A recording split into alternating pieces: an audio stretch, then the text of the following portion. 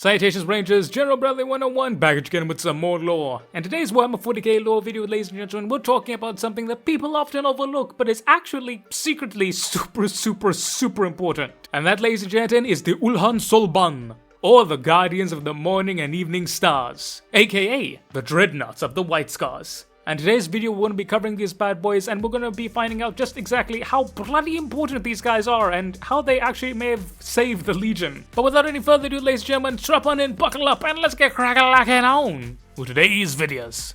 The Ulhan Solban, or as I said before, the Guardians of the Morning and Evening Stars, as it is in the native Chigoran tongue, is the official name for the Dreadnought cohort of the White Scars, both during the Heresy and after it. Now you see, most people think that the White Scars just don't have Dreadnoughts, which, you know, it kind of makes sense. We do have accounts of some White Scars being like, yeah, Dreadnoughts aren't really my cup of tea.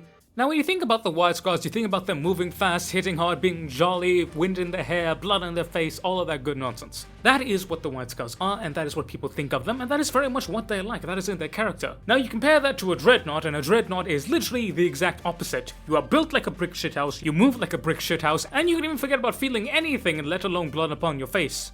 Though, you know, technically you can feel blood upon the sarcophagus, but, you know, not exactly the same thing. So for the longest time, many people thought that, oh, the White Scars don't actually have Dreadnoughts, they're just not really their thing. But in reality, the White Scars do indeed have Dreadnoughts, but it's seen as something different from the chapters. Whereas the Dreadnought is seen as a complete, total, and utter honor, with the White Scars, it's not really seen as a punishment, but it's not really seen as the highest honor that they can get. To them, it's a necessary but begrudging honor. And that is because of a unique quirk that involves the White Scars. As I mentioned with their name, the Sul Orban are known as the Guardians of the Morning and Evening Stars, so called for because in the fortress monastery of the White Scars and back in the days of the Heresy, wherever the Khan laid his head, they were the guardians of important stuff, particularly that of the Librarium or anything of note. Genesite stockpiles, whatever it may be, anything that the Legion determined was important, it would be these unyielding, unmoving giants that would stand guarding watch and sentinel.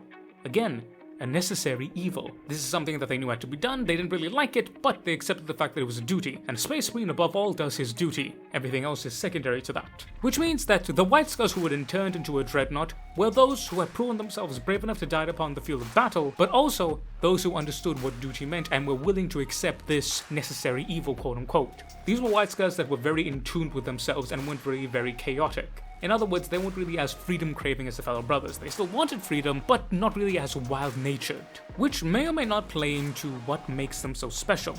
For those who don't know, the White Scars are a very Psyker-heavy legion. They were one of the three initial Psyker legions that started the Librarius program, the other being the Blood Angels, and of course the Thousand Sons. But interestingly enough, Librarians and the White Scars are very different from other legions, because they are known as Spirit Seers. They not only act and operate as Librarians, but they also act and operate kind of like a pseudo-chaplaincy type thing.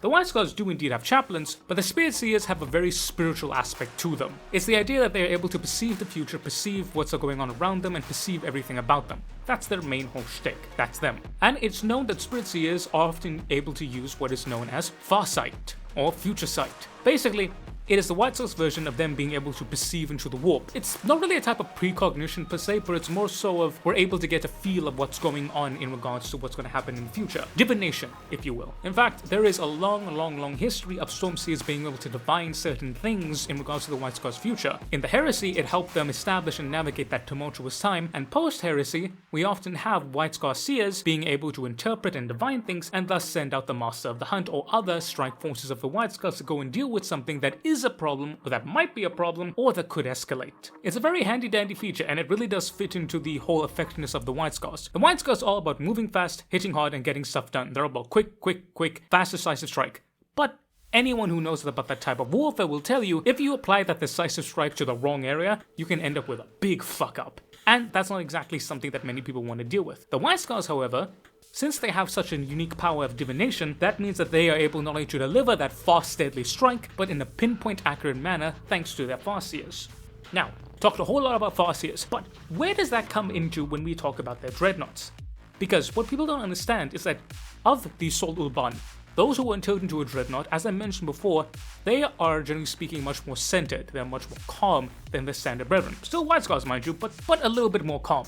But because of that, it is said that because of the nature of being turned into a Dreadnought with the way of them floating in and out of consciousness, it is said that when White Scars Dreadnoughts specifically float in and out of consciousness, they are said to have dreams. Now, these dreams aren't the standard dreams that a normal human being may have. Space Marines normally don't dream. For those of you who realize, basically they just have a few hours of meditation or maybe like an hour or two of sleep. They don't really need like the whole 9 yards like most of us do, myself included. Lord knows I love me a good sleep. But specifically with the Solar Run, they are said to enter into dreamlike states where they experience visions of what could be. These are very much pseudo-spiritual dreams that are often interpreted as visions. From there you have the Iron Khans, aka the Tech Priests, who then go and monitor the Dreadnoughts for any specific activity. When that activity is detected and when it has elapsed, they will then serve to rouse the Dreadnoughts from their slumber. You then have the Stormseers coming through, who will then speak with the Dreadnoughts to interpret what exactly is going on and what exactly this means. And here's the unique thing, and here's the reason why you don't often see White Scars Dreadnoughts out in the field.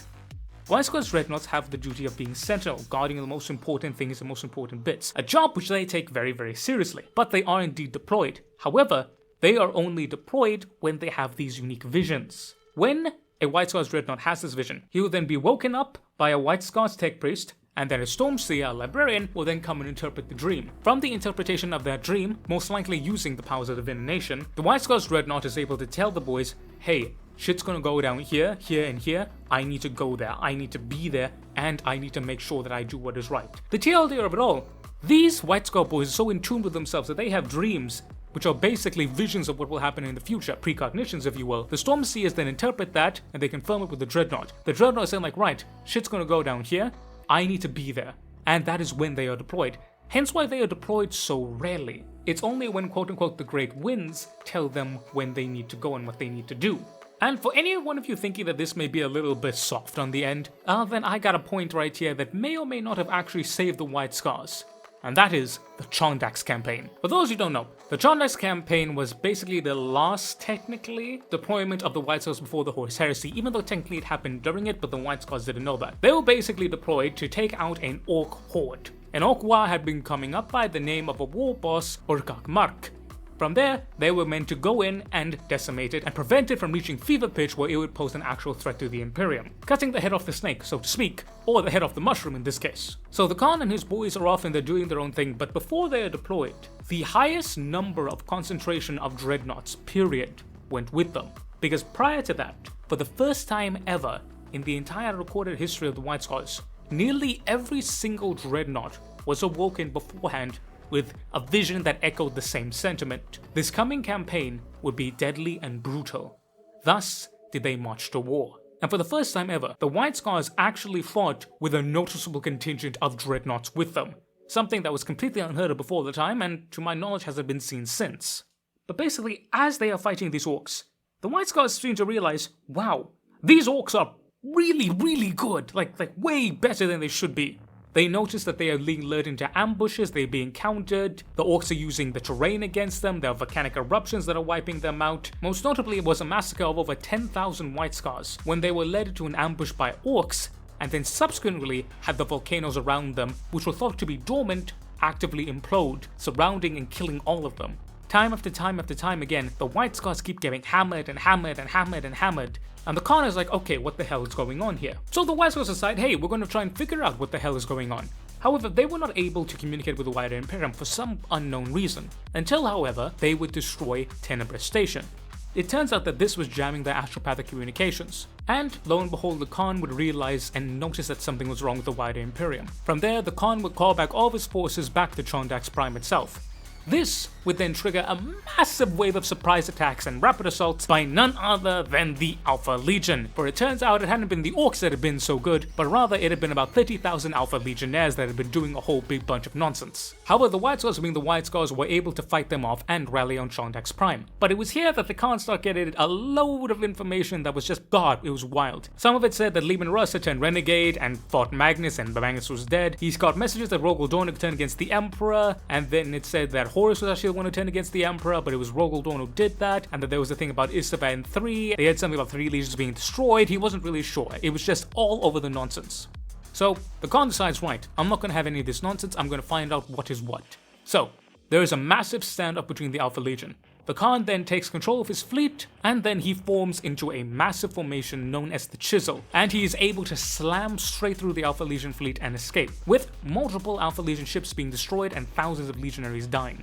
So we can add the Khan being an excellent admiral to the list of him. My god, the Khan is fucking based. However, while this was the major battle, it wasn't the only battle. As on the world of Hong Kong, several thousand White Scars were trying to get into the transports and get off world. However, lo and behold, it turns out that the Alpha Legion had blown up a couple of them. So the White Scars sent what they could away. The rest of them, together with the Saturnine Rams, Void Hoplites of the Solar Auxilia, decided to launch a massive attack on the Alpha Legion, catching them unawares, killing a lot of them, and stealing their craft and allowing them to escape, everyone included. On the world of Femus 4, the Alpha Legion had a hidden base, and was said to be the lair of no one but Alpharius himself. The White Scars, however, under one by the name of Ullono Khan, launched a Keshet attack, aka Terminators supported by Dreadnoughts, and they engaged in a terrible duel with the Alpha Legion forces led by Praetor Sador Wen. Tosamungan, together with Sisters of Silence, would also fight against a massive Alpha Legion assault on the world of Bifrost.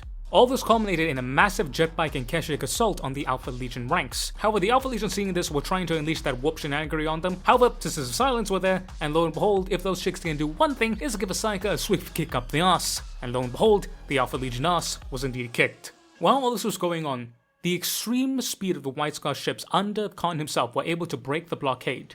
And the Khan basically went from system to system, planet to planet, picking up all of his boys, making sure everyone was alive. From there, the Khan would then lead his boys into the warp, and he would make his way to Prospero. And you guys can know the story from there. So, why do I mention the Chongdax campaign when talking a video about the White Scar's Dreadnoughts? Because in pretty much every single one of these engagements, their Dreadnoughts were present. And we have a notable account of this being the highest number of concentration of Dreadnoughts ever for the White Scars, but sadly also the highest number of deaths of Dreadnoughts in the White Scars.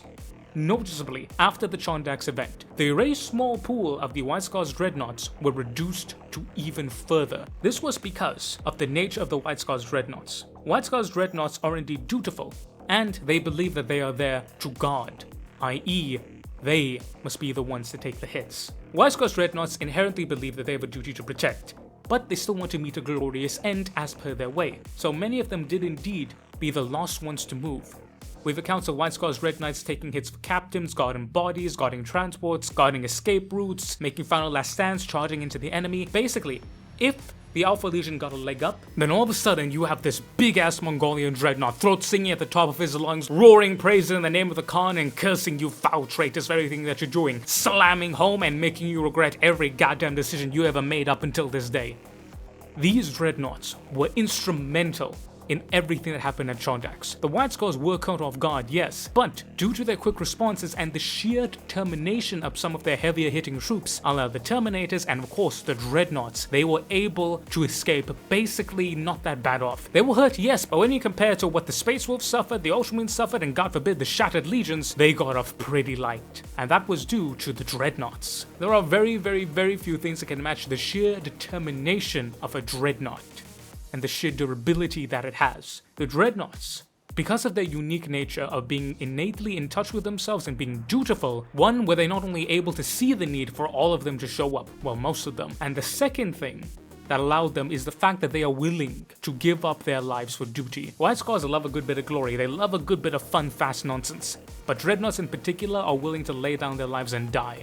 All White Scars are to a point, but the Dreadnoughts in particular had something to prove. They wanted to go out in a blaze of glory, dying, trying, protecting their brothers, serving their duty, both as the Sol Ulban, but in the same time giving up the glory and honor that a White Scar represents. They wanted it both, and with this they had a chance, and Lord Almighty, did they grab onto it and did they take it. The sacrifice of the Sol Ulban and the death of so many venerated ancestors allowed the White Scars to escape what should have been a crippling, crushing, devastating blow that turned it only into a simple defeat. And that was all because of these Dreadnoughts. Because of everything, in my opinion, it is because that these Dreadnoughts truly allowed the White Scars to remain a stalwart and determining force. Because think about it, if the White Scars had suffered similar losses to like the other legions in the opening stages of the heresy, if they had been cut down by at least half, combine that with the civil war that would erupt in the White Scars during the whole nonsense that happened with at Prospero, imagine that for a second. You're already cut down by half, you then cut down again, you're now about a 30% or a quarter.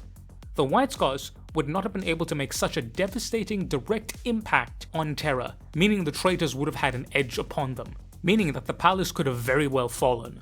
In conclusion, The White Scars Dreadnoughts do not get nearly enough love as they do, both from the Scars themselves and from the wider community. White Scars Dreadnoughts are not only Space Marine Dreadnoughts. They are ancient, they are venerable, they are dutiful, and they are willing to die and give unto themselves what is required and what is demanded of their chapter. But more specifically, the White Scars Dreadnoughts have a unique role to be the guardians of everything important, to guard their future, to guard their past, to guard everything, period. That is what they are there for, that is what they are meant to do. So you get that in combination with the fact that they are still White Scars. They still want a glorious end, singing and happily as can be, laughing as they slay their enemies. They want that. Combine those two factors together, you get exactly what you need to prevent a legion like the Alpha Legion, one of the most effective ambush legions of all the Space Marines, from completely ruining your legion. All of these factors combined give me the confidence to say that the White Scars Suloban, the Dreadnoughts of themselves, the guardians of the morning and evening stars, were undoubtedly the reason why the White Scars were able to survive the heresy. And these are indeed the unsung saviors of the White Scars.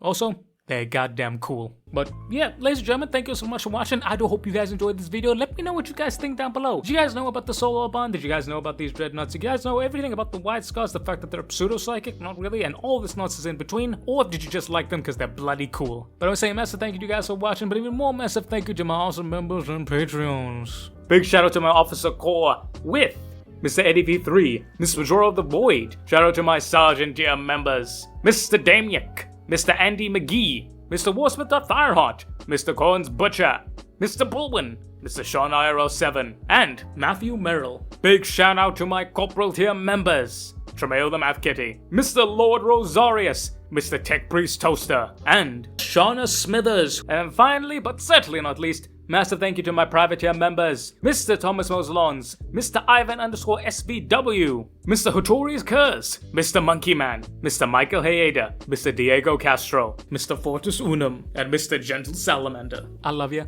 I appreciate you. I do. If you guys want to join up with these awesome members, go ahead by all means. You get a bunch of awesome benefits and you get to help out the channel, and your boy could use $1 or $2. I ain't gonna hold you, my car. But remember, this will always be free whether you give me $1 or not, and I will love you just the same. Mwah. Yes, I will. But ladies and gentlemen, I've been the General Brother 101. You've been beautiful, awesome, and amazing people. Thank y'all all so very much for watching. Make sure to stay dutiful out there, boys and gals. And I will catch y'all next time. Dismiss, Rangers.